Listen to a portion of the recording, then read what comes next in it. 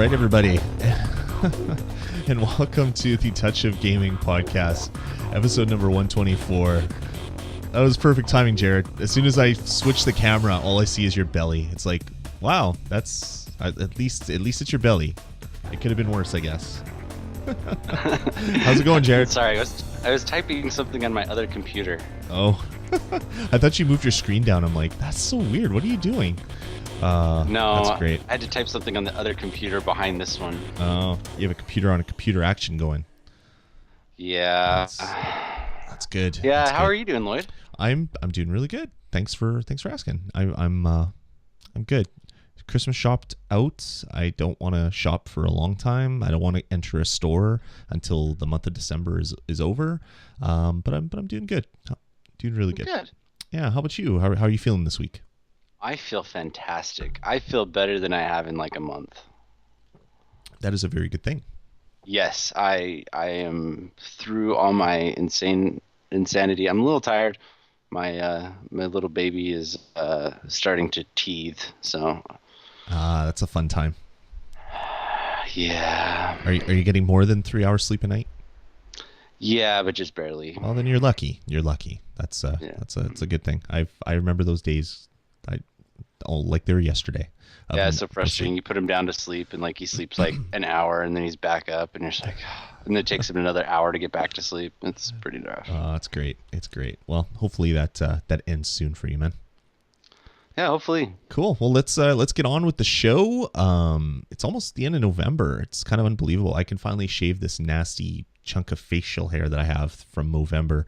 I'm really looking forward to getting that out of there. And then I'm going to grow a beard for December, so I don't know why I'm even shaving. It doesn't even make sense.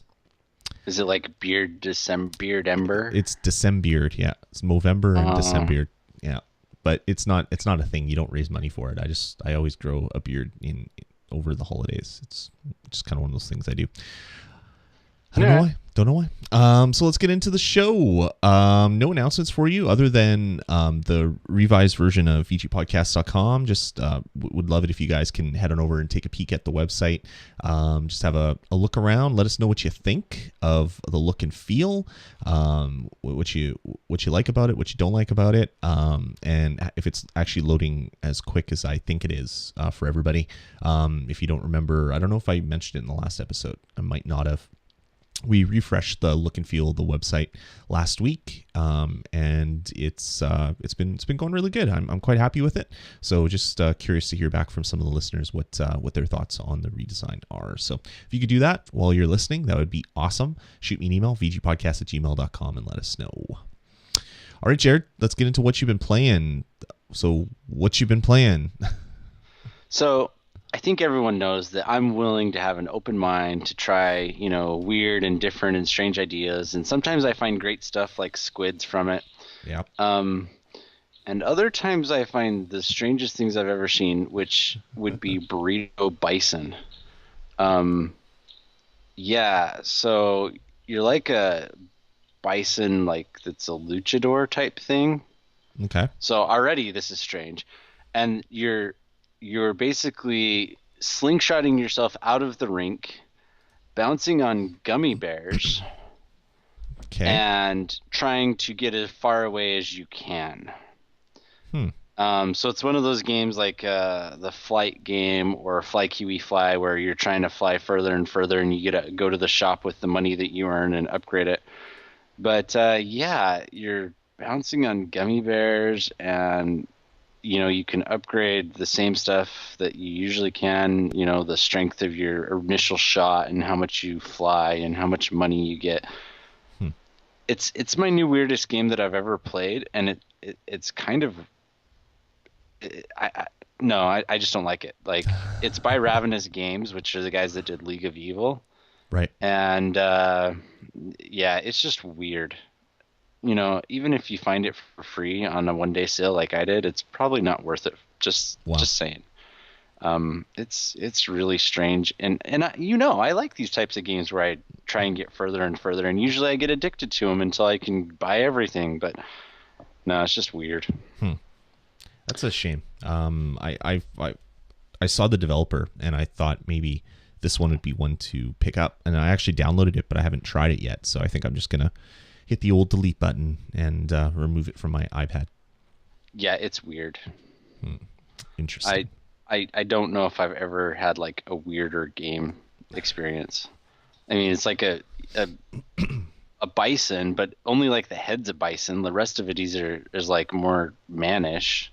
So it's like a man that's like a luchador. It's like a minotaur with a bison head or something.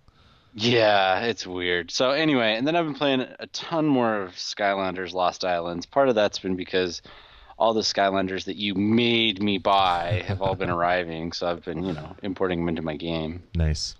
And yeah, so I now have like 3 islands, and I just bought the 4th one today, so it'll be available tomorrow or something. And nice. Doing good, but yeah, it's a fun game, and I hate to admit this, but I totally like made a spreadsheet to figure out like the returns and how much you're giving up and where the economical points are. But you do that at work all day, so we'll forgive you. You're Mr. Spreadsheet crunch the numbers kind of guy, so it kind of makes sense. Probably true, yeah. So I'm just applying my work skills to home, as it should be. Yeah, it's true. I did do it, but yeah. So I have like a certain path that I'm using now, and I almost always will grow the same crop. Have you had it like give you the same elements of the day over and over again? Yeah, I've seen that. It's kind of stupid when it does it, but yeah, it's happened every once in a while because it randomizes every single day. My last 5 days have went air, water, air, water, air. Well, and I'm like, I want to do something besides air and water. That's kind of bad luck for you. Yeah. Anyway, and then I've been playing this little game, if you've ever heard of it, called Where's My Water? Yeah, the weirdest thing about that, because it's like a Disney property now, I see T-shirts everywhere. I didn't think it was that big of an IP, but I guess maybe Disney knows better, or maybe they just like pimping the hell out of every single IP that they own. That's probably more the case. Yeah, probably a mix of the two, right? So anyway, no, I went back to it because they released that update where they started doing like a level a week. And so I've been doing that and enjoying the levels that come out, as well as going back and trying to see how far I'm getting with 3 ducks. I'm like in the 9th world of 11. Right. So I have like 470 some odd ducks. Wow. So I have lots of ducks on it now, and I kind of want to just like go and get all of them, and then maybe I'd actually buy the other expansions in there. Right. I don't know. We'll see. But it's a fun one that for some reason I decided to come back to. Well, that's good. Yeah. What have you been playing, Lloyd? I got my Skylanders Battlegrounds starter kit in the mail. I actually did go order one. I ordered one from GameStop.com. And it was actually like shipped in like 2 days from the US to Canada, which is kind of crazy. And I know I'm probably going to be paying a stupid amount of duty and taxes when I finally get my bill from UPS, but I'm not even going to think about that. But I wanted to check it out and see how it plays. So as soon as I set it up, the portal power is Bluetooth. So you just put the batteries in, you hit the power button, you go into your Bluetooth settings on your iPad or iPhone, you look for the device and you just tap it, and then it just syncs automatically. There's no button presses or anything you have to do. So I started up Battlegrounds. I connected the Bluetooth portal, and the first thing I did is the battle pack comes with 3 Skylanders, and it comes with this platinum chest, and that's the thing that's supposed to unlock all of this stuff. So I put it on, and it immediately went and unlocked all of the special items. So in this game there is 4, 8, 10 different special items, and you can choose up to 6 of them. But each of the slots you have to unlock with, I think it's like 20. You get 1 by default, and then it's like 20, 20, 100, 200, 800 or something to unlock all the slots. Well, all the slots went boom, boom, boom, boom, boom, boom. They all unlocked. And I'm like, oh, that saved me about 1,200 gems that I would have to farm or buy. And then it went down the list of all of the items. So you have 6 slots and 10 items. I only had unlocked the 3 items that I used. So it's like boom, boom, boom, boom, boom, all the way down the list, including the 2 items at the end, the lightning bolts and disease potion, which were both, they cost 2,000 gems to unlock, which if you were buying 2,000 gems, you'd have to spend well over $50 to get 2,000 or to get 4,000 gems, because it's like 3,500 gems for $50 when you buy them. So it was like, oh, okay, there's no gems I have to spend now. Everything was actually unlocked for me. So I was like, oh, that's kind of cool. So then I jumped into the game. And when you're playing the game with the portal connected and Skylanders on it, you just put the platinum portal or the platinum treasure chest on top of the portal as well.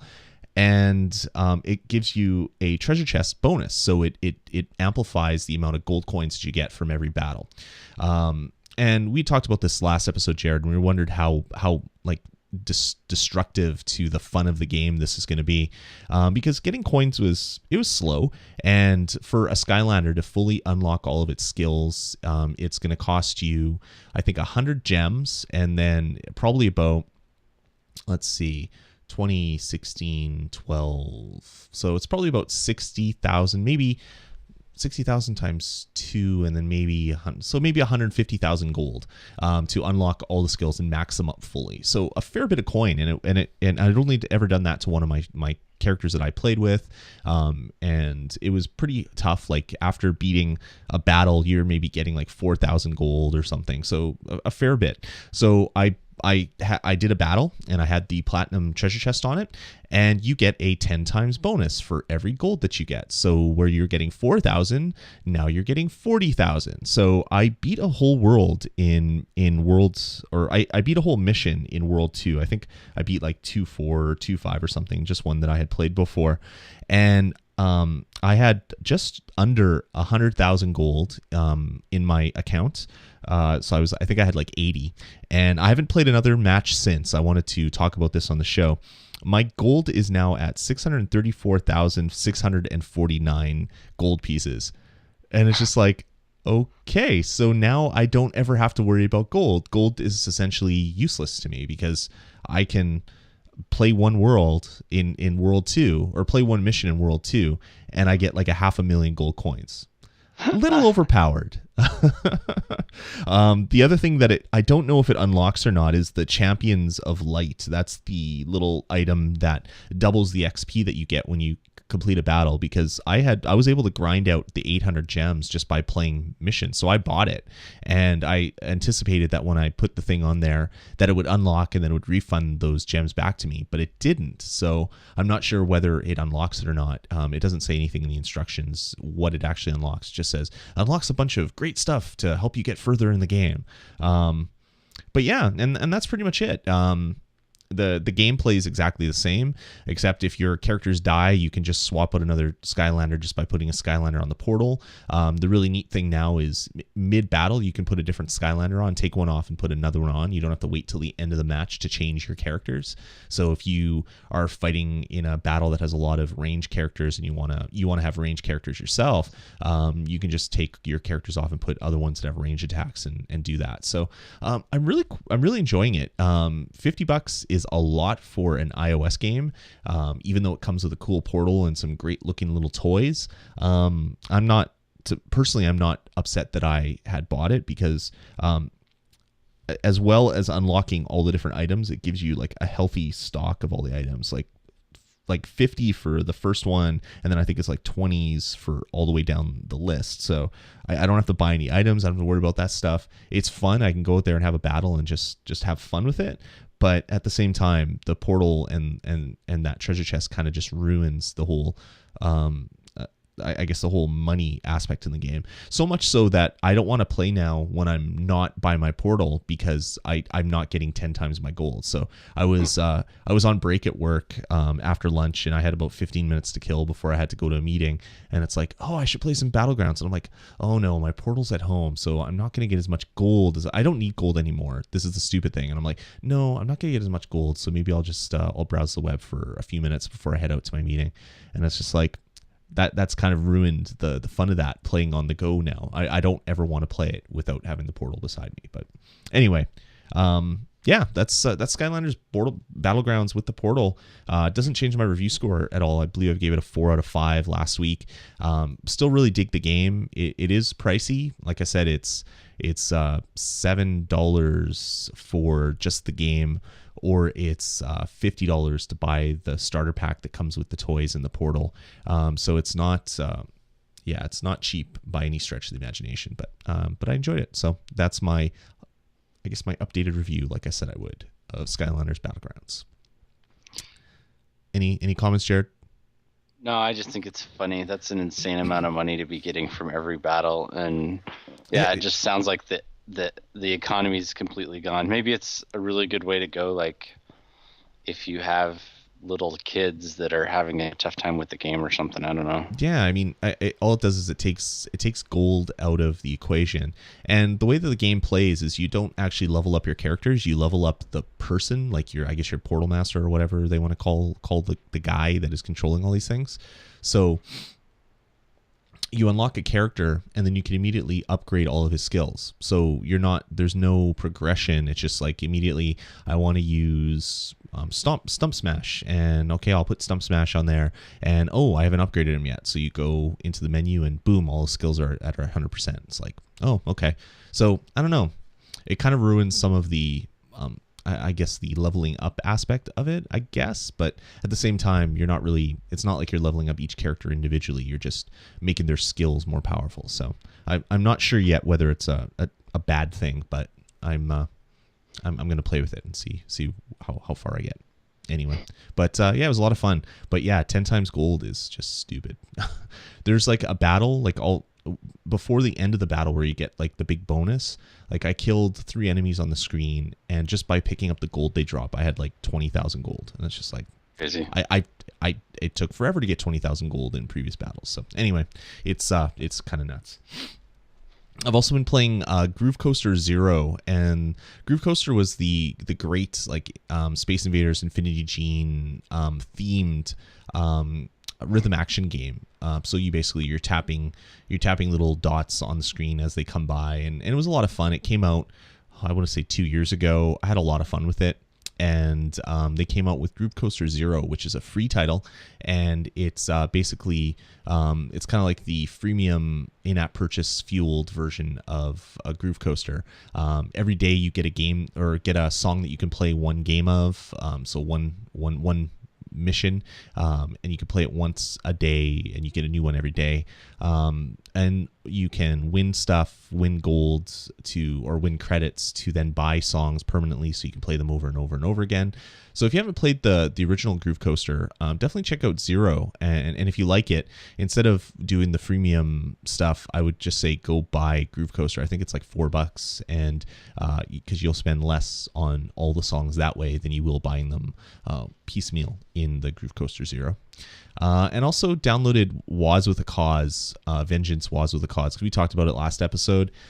I don't know if I'm going to be playing it anymore. I played the first couple missions, and it's an auto runner with a jump and a shoot button. So you're jumping over boxes and barrels and cliffs, and you're jumping onto higher parts of the screen to like roofs of buildings, and you're shooting guys, and there's voice acting between missions with Waz talking and just doing really horrible voice acting.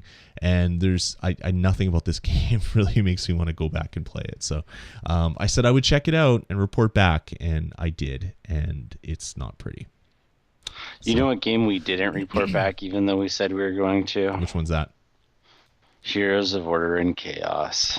Yeah, we were talking about that in the just before doing the show. We were kind of discussing how our weeks were, and we're like, hey, did you play that? And it's like, no. Did you play it? No. And I think both of us agreed that it's impossible to find the 40 minutes we would need to have a match.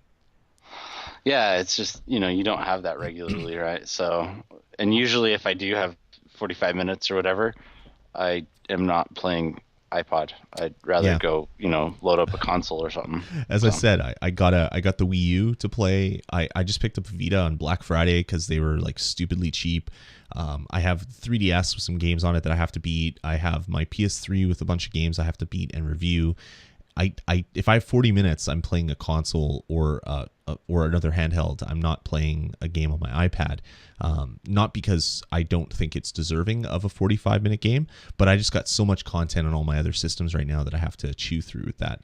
My iPad's been kind of, used for, I don't know, the 10 minutes before bed and a few minutes breaks here and there throughout the day, not the big, like, sit there for an hour and play a game type stuff. So, yeah. I will try to do it this week. Yeah, I'll try to get to it over the next little while. I can't promise this week, though.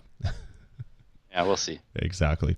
Cool. All right, moving on. Let's get into notable releases. I want to talk about a couple games that came out this week. The first up is Vectrex Regeneration. This is the collection of old Vectrex games. So Vectrex was a console way back in the day. It was basically... It came with a screen, and it was it played clones of like Space Invaders and games like that, using the vector graphics. And it didn't do so well, unfortunately. It was a really interesting machine, and I've never actually owned one personally, which is kind of sad, because that was one that when I saw it, I was like, oh, I gotta have that. I gotta play me some Space Invader ripoffs, Asteroids ripoffs. So Vectrex Regeneration came out. It's free. You can play the Space Invader the Asteroids clone. I keep saying Space Invaders, but it's Asteroids clone for free, and you could play it. But if you want to play the games with an iCade or play all of the other titles, because most of the retail releases are in this game, you have to pay for the Mega Pack, which is $6.99 to unlock all the other content in this game. So you get a free taste, and you can check out Vectrex, and if you like it, $7 will give you everything. The game is really kind of cool because you're kind of in a 1980s kid's bedroom. So there's like posters on the wall, and if you scroll around, you look at the game shelf, and you scroll around, and there's like a blackboard with high scores. And at one point, there's a cork board that has different bits of unlockable art and stuff.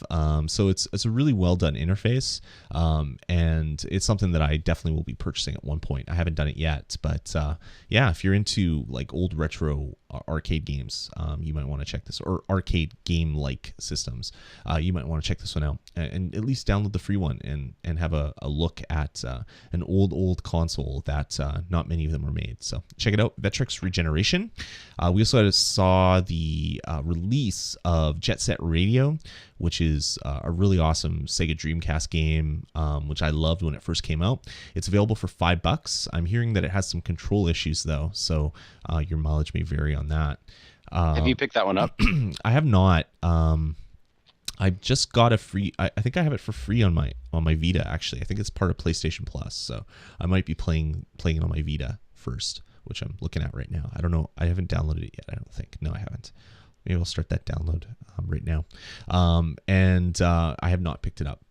How about you, Jared? Are you a fan of Jet Set Radio? We've had this discussion. I'm too young for Jet Set Radio. Yeah, but it doesn't, just because you're young doesn't mean I'm too young for a lot of things that I watch and play. Yeah, I've never played it. No. And so I probably won't get into it. Yeah, it's a really great game. I mean, it was kind of one of the first real cell shaded games that had ever come out, and that alone was just like, wow, this game is amazing looking.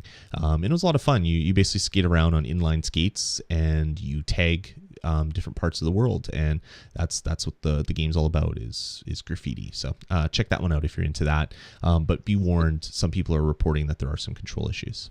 Yeah, it's gotten delayed a few times, hasn't it? Wasn't it supposed to be out a couple months ago? Yeah, I believe so. And for some reason it didn't come out. I'm not quite sure what that reason was. It's probably because they're working on the controls. Oh wait. Wah wah. That could be it though. I think you cracked that mystery there, Jared. Moving on, a couple free games. This one's kind of weird. It's Street Fighter Cross Tekken Gauntlet. So this is a free version of Street Fighter Cross Tekken, and you can play as two characters, Ryu and another character who I can't even remember right now. But you're not playing a full match of Street Fighter Cross Tekken. You're playing like these 30-second matches against all the other characters in the game. So I guess it's kind of a, hey, look who's in the full game that you can pick up for $4 or whatever the actual price point is now. They keep dropping the price and then raising it. Kind of an interesting way to kind of advertise the game, I think. I don't hate it. I haven't downloaded this because I do own the full version. I bought it when it first came out. But for someone that maybe isn't into fighters that much, doesn't know the difference between a Street Fighter or Marvel vs. Capcom or a Street Fighter Cross Tekken, this might be a good way to kind of sample kind of what Street Fighter Cross Tekken is. So check that one out. That's Street Fighter Cross Tekken Gauntlet. And Arcane Legends also came out as well, and I know Jared wants to tell us about that one.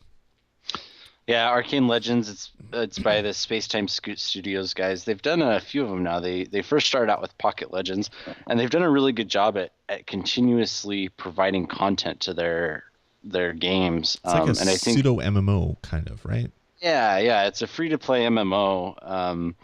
But it's really cutesy graphics, and you're always doing lots of quests, and they try to focus a little bit more on co-op. Yeah. So I think now they have so they have Pocket Legends, Space Legends, and I think I'm forgetting one, and then now Arcane Legends. So this one, they've said that they're taking their learnings from all the other three and putting them into this one. So this one's supposed to be the biggest and best. And yeah, so I actually did download this one. And I intend to dig into it here very soon. Cool. So yeah, hopefully I'll be able to give a bit more report on that one coming up here. Cool. Yeah, I've played I played Pocket Legends when it first came out, and it was kind of MMO-y. It was more like kind of a Guild Wars type thing where you go into kind of instances of different dungeons and different people join you, and they would jump in and kill enemies and take the loot for stuff that I was killing, and it was just like, this is kind of good. It was a little bit laggy. I know it got a lot better as the weeks and months went on, but I just never jumped back into it. Maybe I'll have to check this one out as well. It sounds interesting anyway.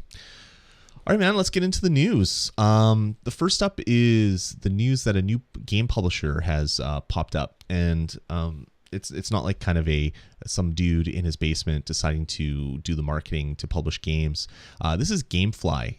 They're kind of like Netflix for video games in the States. Not available up here in Canada, unfortunately, but I know a lot of people in the States that use them. And they've started a mobile publishing arm of their company. So you can buy games from GameFly, and they're actually they're a game publisher. So someone submitted a game to it. Their first game is called Writer Rumble, which is previously was announced as Word Rumble and then kind of went silent. I guess they shopped it around and I guess GameFly. Actually, it's Garnet Lee from Shack News, who's kind of like the new publishing guy. So I hear about it on Weekend Confirmed all the time that he's talking about publishing mobile games. So it's kind of neat to see sort of the first game come out. So anyway, it was kind of interesting. Not a huge news yet.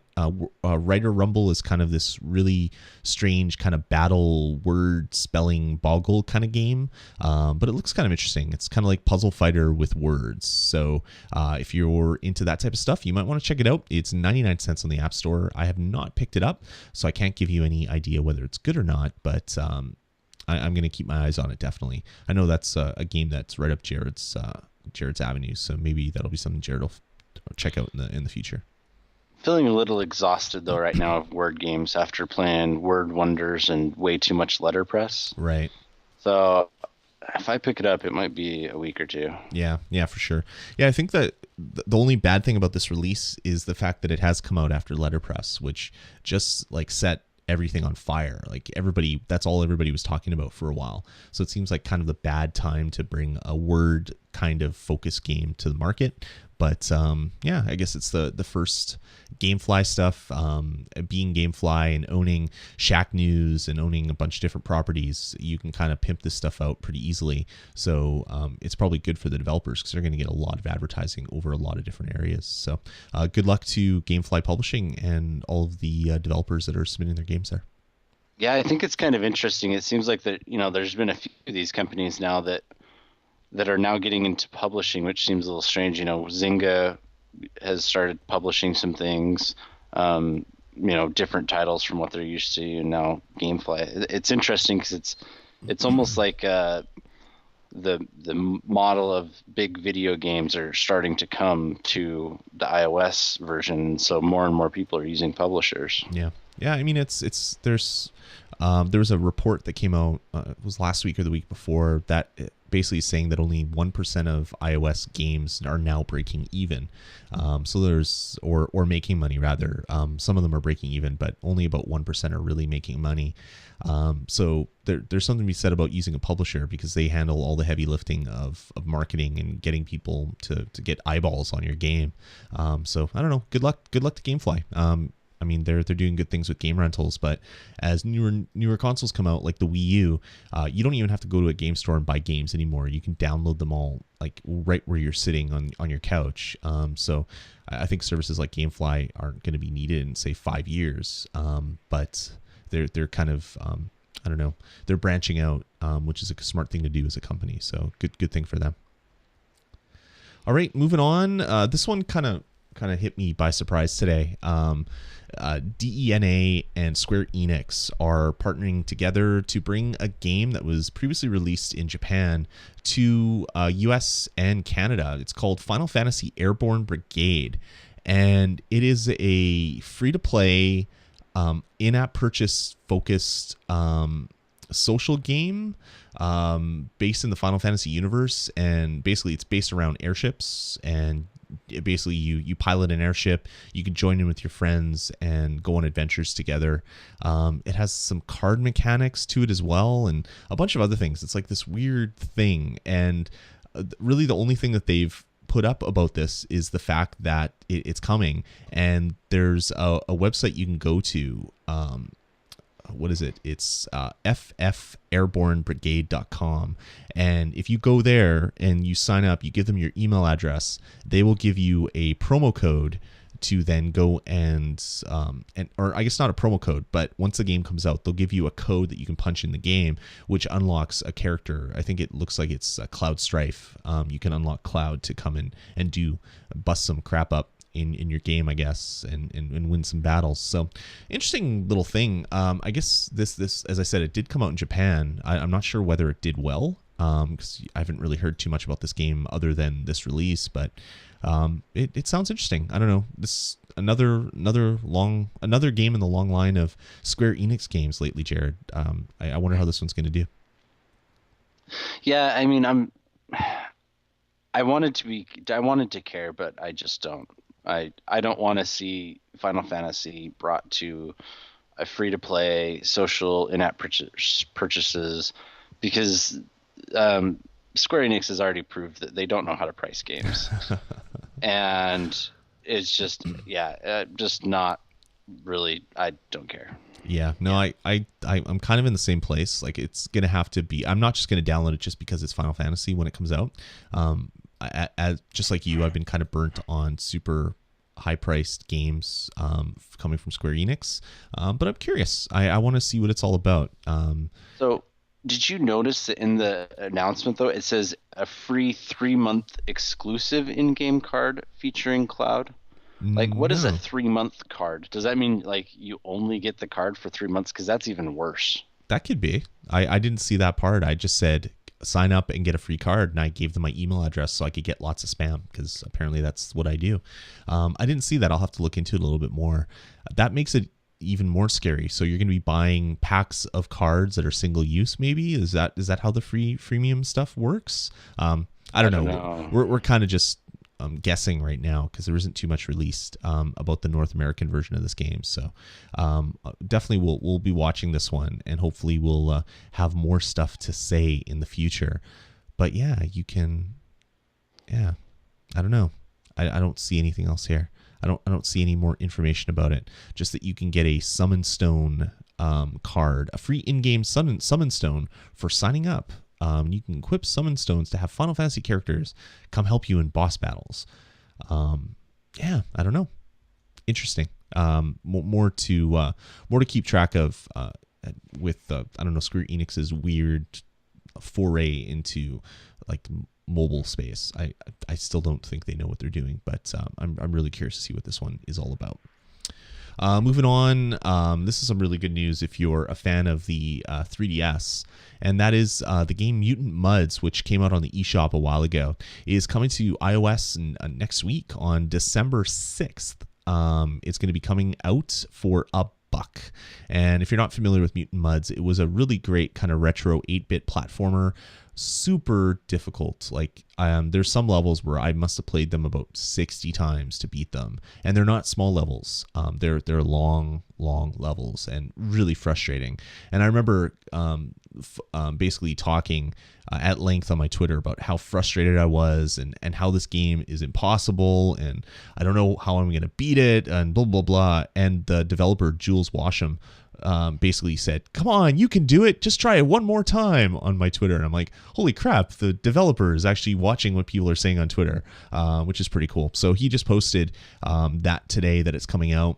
And he actually posted today asking some questions about iCade. So it sounds like maybe iCade support will be coming either in the first release or in an update. So that's 8-bit iCade platformer. That's like speaking all my language. So I can't wait for this one to come out. So definitely be picking this one up on day one and hopefully do a review for you the week after it's out. Mutant Mudds available for $1 on December 6th. So watch for that one if you're interested in that type of stuff. Yeah, it sounds like there's 20 new levels too that weren't on the 3DS. So yeah, I mean, they came out with a patch on the 3DS recently that added a bunch of different worlds, and I think there's a Steam version out or coming out. So he's really trying to milk this IP, which is really great. He did a lot of other kind of DS titles, which were very ambitious, some like 3D kind of FPS type stuff, and it was kind of really neat to see this one come out. Mutant Mudds was just so much fun when I played it on the 3DS, and I can't wait to play it on the iPhone or iPad. I just hope the controls are really good, at least until he puts in the iCade support. All right. Yeah, I think that's about it for news. Let's get into our reviews for this week. Jared, why don't you jump off with your long review of a even longer named game for All us right, this week. so my review this week is Penny Arcades on the Rain-Slick Precipice of Darkness 3. Okay, so can you say that again? I didn't quite get that. Penny Arcades on the Rain-Slick Precipice of Darkness 3. Oh, you did it. That's good. Thanks. Yeah. So you probably don't need to type in the entire name of the game in order to find this game. Penny Arcade is probably sufficient. So Penny Arcade, for anyone who doesn't know, is a website that they publish comics a few times a week. They are usually very much based in the video game culture. I think that's a fair way to say it, and the gaming culture in general. And there's a couple, the two founders, one of them is the artist, and he will often draw both of them into all of their episodes that happen. And they, a while back, they came out with the first two of this series, and then they came out with this third one for Steam, and it finally came over to the iOS platform fairly recently, within the past couple of weeks, maybe a month or so. But it's $2.99 on the App Store, and it's actually developed by the same people that do Cthulhu Saves the World, which I reviewed a while ago, and Z-Boyd Games, I think is what it is. So they're actually, I would say I like this one better than Cthulhu Saves the World, because one of my big complaints about Cthulhu Saves the World is I would get lost a lot, and Penny Arcade, that doesn't happen.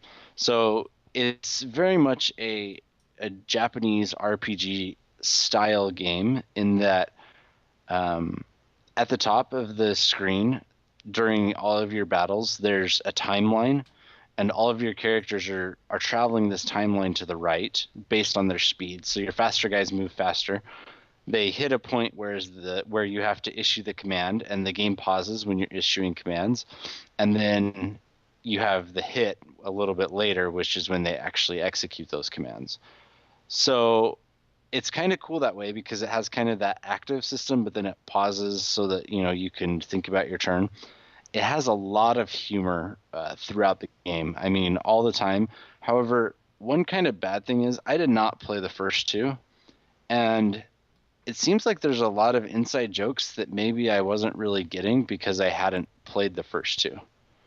Do you know what I mean? It's kind of strange that way, because it's like it builds on itself, but sometimes I would just be like, I don't get it. Yeah, and even I guess more differently, the first two are like vastly different games. Like this one is more like an 8-bit RPG.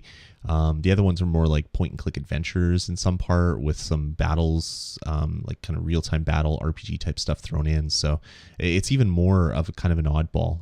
It's interesting that they did so much like referencing of the older games, which a lot of people maybe didn't play, especially since they're Yeah, not on this platform.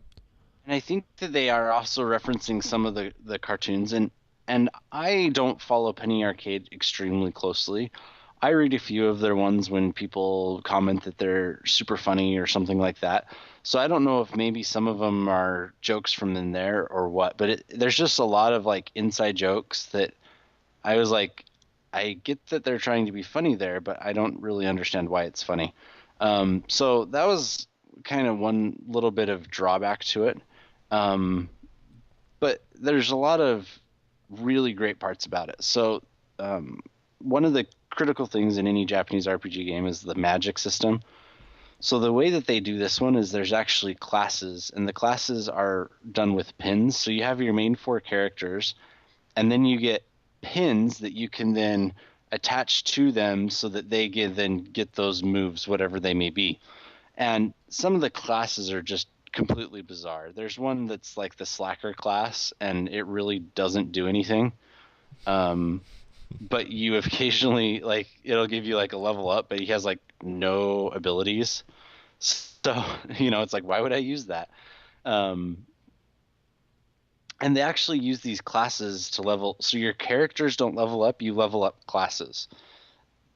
So you don't have like a certain level character, but you may have classes that are around level 30. So and at first you can equip just your base class, and then you get a second class, and then you actually can have a third class. And so a key to the game is trying to figure out what classes work well together, whether that be for whatever reason that they work well. Maybe one has a lot of HP and one has a lot of defense, so they can kind of turn into your tank-like guy.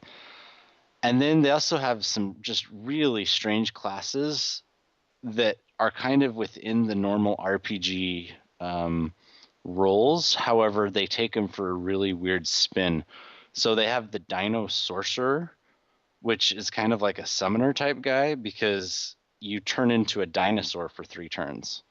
And you can turn into various dinosaurs. You start off with a Velociraptor, and then you can turn into a Triceratops and a T-Rex. And for some reason, the top level is the Cthulhuosaurus. I think that's referencing their other games, but anyway.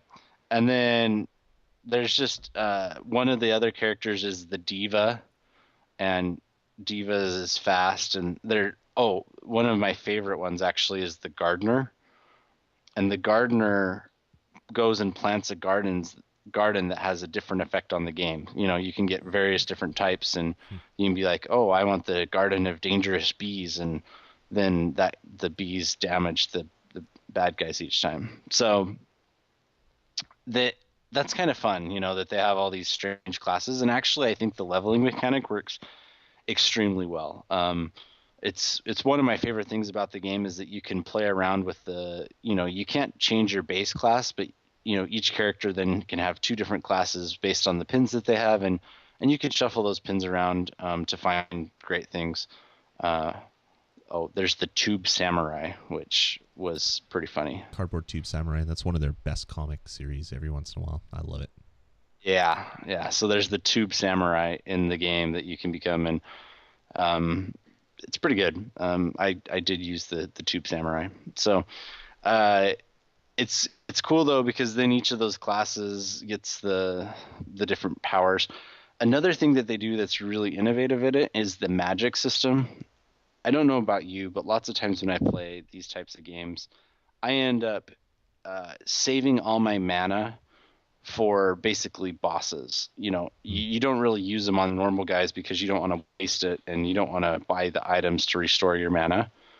So the way that they do it in this one is you start out at 0, and every turn you gain 1 mana. And that's every battle. So it's kind of like it encourages you to use your abilities because your mana's gone next turn anyway. You might as well go ahead and use it, right? Right. And doesn't it doesn't it refresh all your health and everything after each match as well? Yeah, so that's something they did in Cthulhu Saves the World too. And they do it as you said, it's technically more of a 16-bit RPG. And what's really funny is at one point you get warped back to an 8-bit world. And so you go through this 8-bit world, and in the 8-bit world there's like a classic town, and you go to the inn in the town, and he's like, well, you can sleep here to restore your health. And he's like, oh, we just restore the health at the end of each battle. Like, that's what your character says to him. He's like, that's probably a better idea, you know? It's just the humor throughout it. I probably am not doing it justice, but it's pretty good. It's probably somewhere around an 8 to a 10-hour game. And then another thing is you're always able to see the guys that you're battling, so there's no random encounters that you're just walking and all of a sudden you see them, which I know a lot of people like that. And it's really funny again because when you get warped back into the 8-bit world, all of a sudden you have random encounter type things, and it's not actually that they're random, it's just that you can't see them. And so what happens is you move close to the monsters even though you can't see the monster, and that's when you get in the battles with them. So it's kind of strange, but it's kind of funny too that when you go back into the 8-bit world, that I guess RPG trope kicks back in. Mm-hmm. But you know that it's not random because if you go back over the path that you just walked, there you don't fight any battles. So it's really cool that way.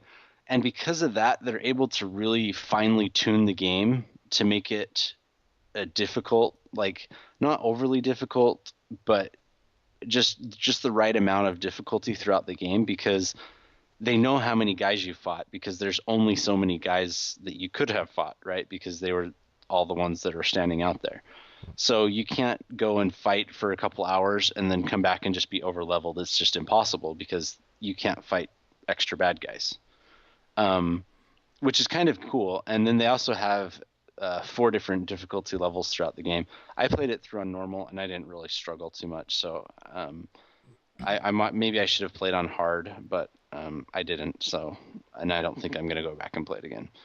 But yeah, it's just a fun game, a fun RPG game. You go through this little town and you're trying to, save the world type thing.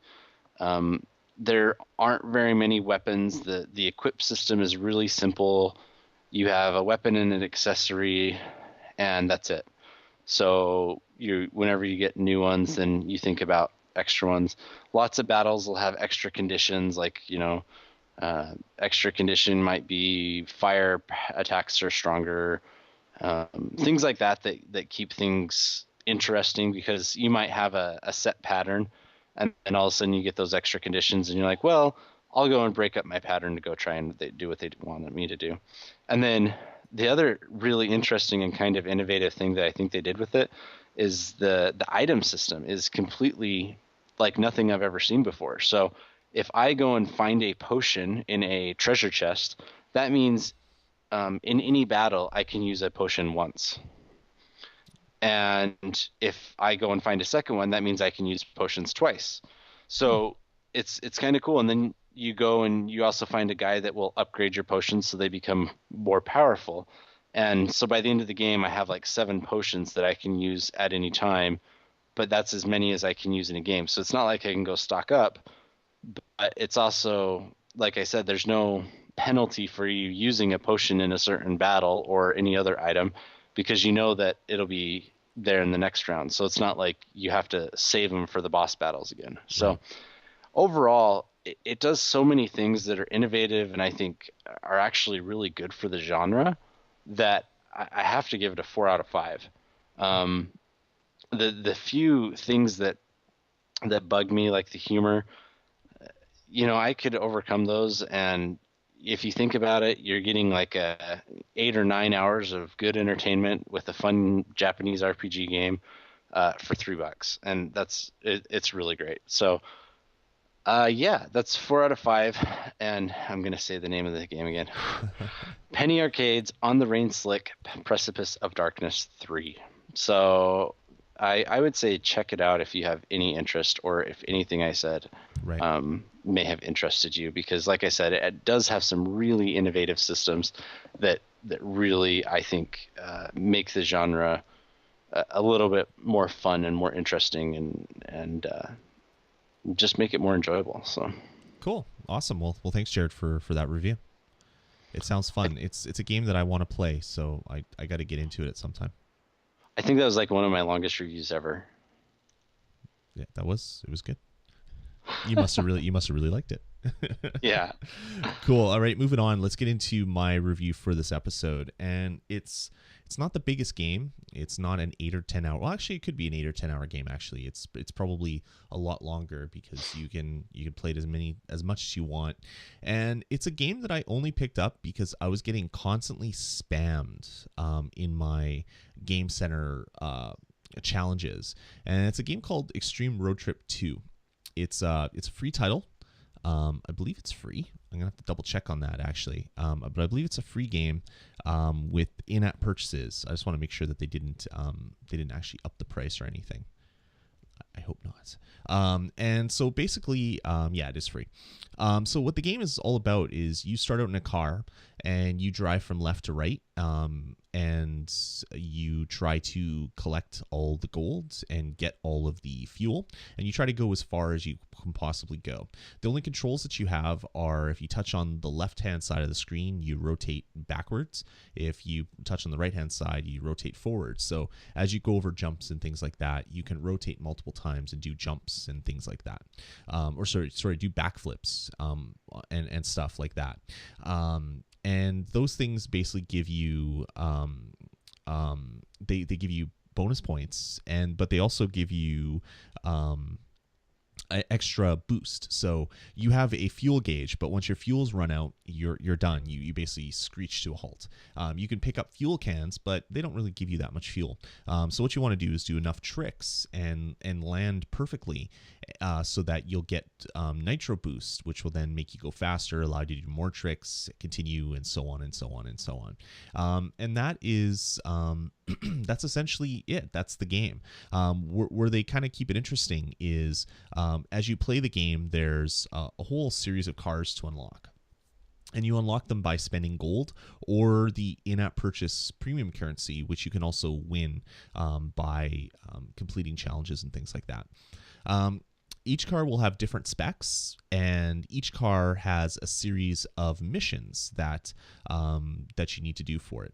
And also, each car has 5 upgrades to it that you can do, and each of those upgrades costs gold, except for near the end where they cost the in-app currency. So basically, what you're going to be doing is playing with a car, unlocking missions. Every time that you complete 5 mission stars, just like Jetpack Joyride, you get a bonus. Those bonuses in this game are, you get to open crates, and you open crates by just tapping on them, and then you get things like the 3 main boost items, which are a nitro head start, so like a rocket boost to start the level, a coin doubler, or a coin magnet. And you get those from the boxes, or of course you can buy them with currency, with gold for some of them, and other ones are using actual in-app currency stuff. So the game just basically revolves around you trying to get as far as you possibly can, collecting as many coins, upgrading your vehicle, unlocking more vehicles, and continuing ad nauseum as far as you can possibly go. Excuse me. I've been playing this one for a while, and I haven't unlocked all the cars. I haven't even come close to unlocking all the cars, because the more that you unlock, the more gold that you need to unlock the next one, and also the upgrades on each of those cars are more expensive. The thing that I don't like about this game is the kind of the nagging that happens when you start the game. It says, I don't have the text here, but it's something to the point of, do you want to tell all your friends that you're playing this game? And I'm like, no, I don't want to tell all my friends that I'm playing this game. So I hit no. But apparently everybody else on my friends list did not hit no. And I have a lot of people in Game Center. When they added the friends of friends, so you can actually look at other friends and they do friend recommendations. I now have like 227 friends on Game Center, which is probably 200 more than I actually really need.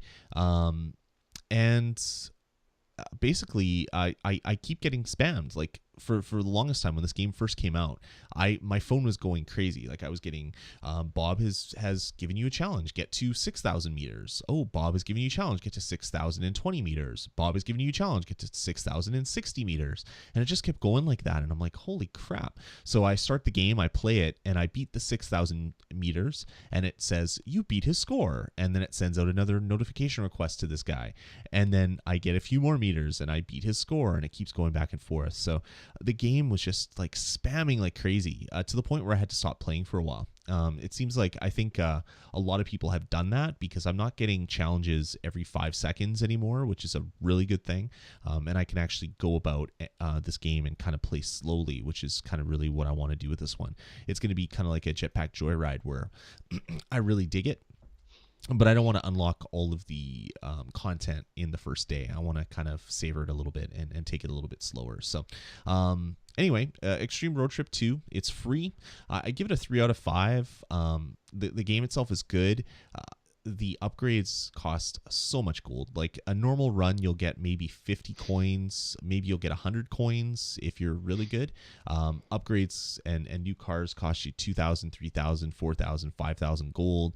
Your upgrades are like 2,000, 500, 2,000, 5,000, depending on the car that you're upgrading. So you're going to be playing things over and over and over and over and over and over and over and over again to unlock those vehicles, which is fun and it's great, but it is a little bit high on the kind of replayability, or I guess the reward for your playing, and it's forcing you to replay it a lot.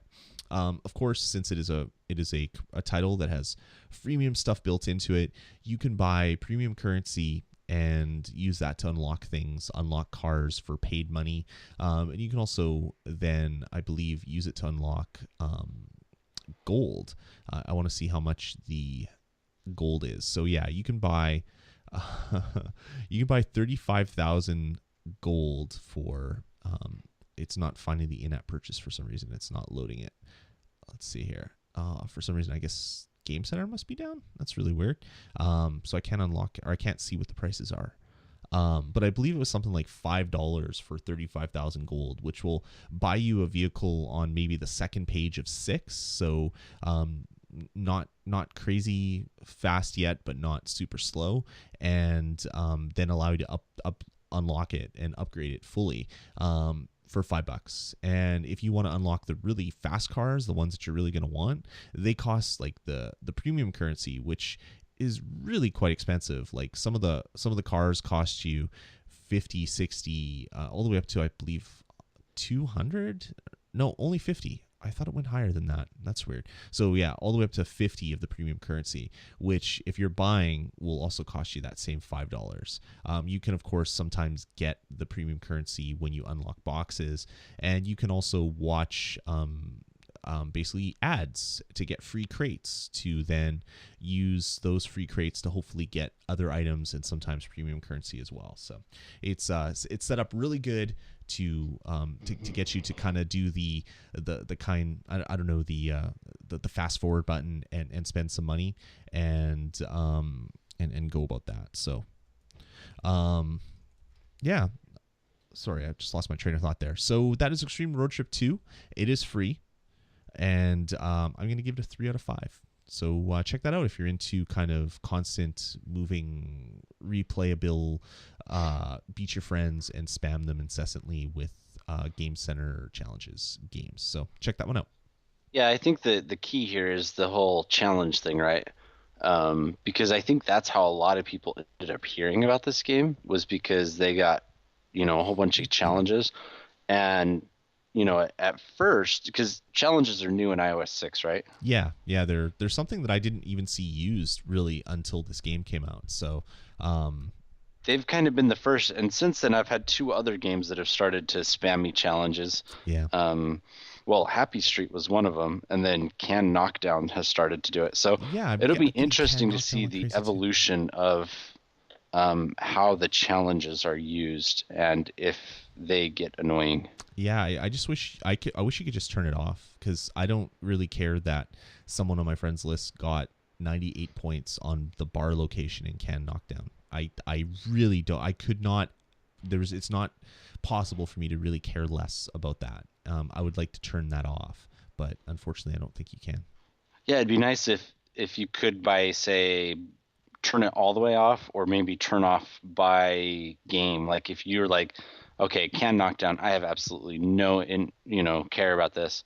We must have the same friend that got 98 on bar, and just ignore that entire game or something. Because I was getting so annoyed with Extreme Road Trip, because it was like a week there, and every single time I turned around, it seemed like I was getting some challenge, and I'm like, stop it, leave me alone. I'm not going to play your game.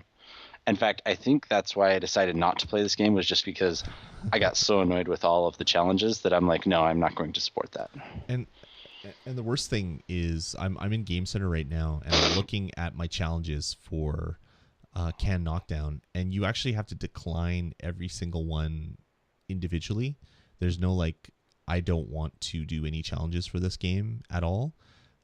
So yeah, I don't know. I don't like this at all. I really don't like challenges. I wish I could turn it off. I'm gonna have to look into it. Maybe there's a way, because yeah, that's really, really annoying. Yeah, I mean, maybe there'll be some game that comes along and uses them well, but for right now, I guess we're still in the wild west of the new feature, right? And everyone's going to be trying to figure out how to use it effectively, and hopefully, we'll get out of that before, before it makes noise when you don't want it to, etc. So yeah, exactly. Cool. I turned it off because of that game. I think I turned off my noises for challenges and for Game Center in general. So yeah, you don't want to hear sounds every 5 seconds, especially when you're at work. That's not a good thing. You're at work, and all of a sudden it's like, yeah, on high, because the last time you played the game, you had your volume cranked as high as it could possibly go. Yeah, it's always great and extremely professional. Yeah, it's awesome, especially when you're in a meeting with people that make lots of money. It just does not look really good. All right, cool. So that's going to about do it for this episode. Thanks again, Jared, for joining me for this episode of the ToG. We want to hear from you guys. First, we want to hear what you think of the new VGPodcast.com website. So head on over to VGPodcast.com, or you can call our voicemail line at area code 505 VGPodcast, or you can just shoot us an email if you want to just make comments or bug us or tell us that you like challenges. You can do that as well. Just email us at vgpodcasts@gmail.com. All right, Jared, thanks again, and we'll talk to you next week, man. Yeah, if you want to follow me on Twitter, I'm at the Quacko. You're at Dasme. We haven't said that in like 5 or 10 episodes, so I thought we'd say it. It's been a while. It definitely has been a while. If you want to Game Center friend me and send me annoying challenges, I'm Quacko, Quacko. And I am Dasme as well. So yeah, do that, but take it easy on the challenges, please. Yeah, I'd appreciate it. Cool. All right, guys. So until next week, keep playing those iOS games, and we'll talk to you in 7 days' time. Take it easy.